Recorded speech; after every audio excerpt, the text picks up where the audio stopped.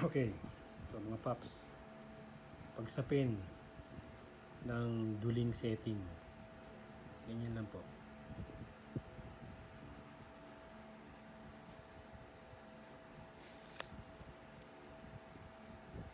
Isa,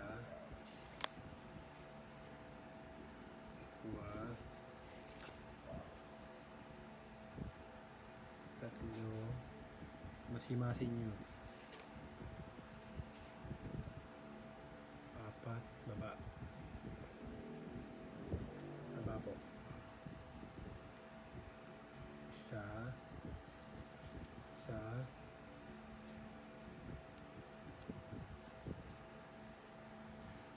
dalawa,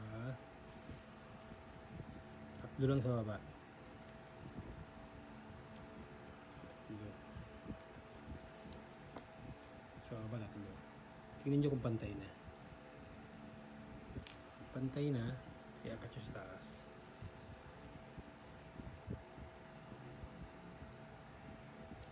Yan po. Tapos lagay nyo itong sapin. Sapin po. Yan, lagay nyo. Dito lang po. Medyo ganyan lang.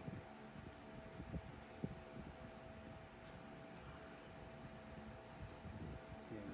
Taas mo ng konti sa kaliskis kasi maliit yung paunin natin. Yan. Tapos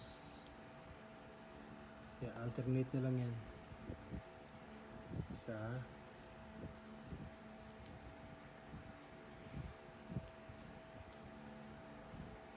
dua, baba. Isa, dalawa,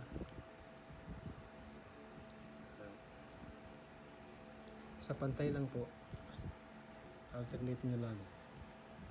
Pagkasapin, basta nakita kong pantay, okay na sa akin yun.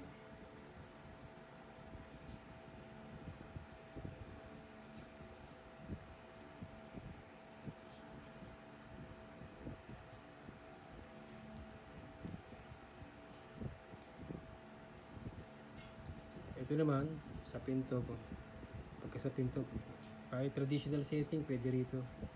Depende na lang kayo sa kalang or paunan tawag. Ito po yung paunan na ginagamit ko. Medyo siguro 5 mm to. Or 6. Ganyan lang po.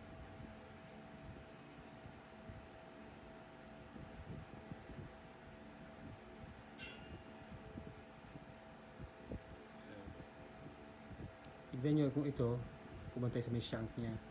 Silipin mo ganun. Pagpantayan niya, sure bull na yan.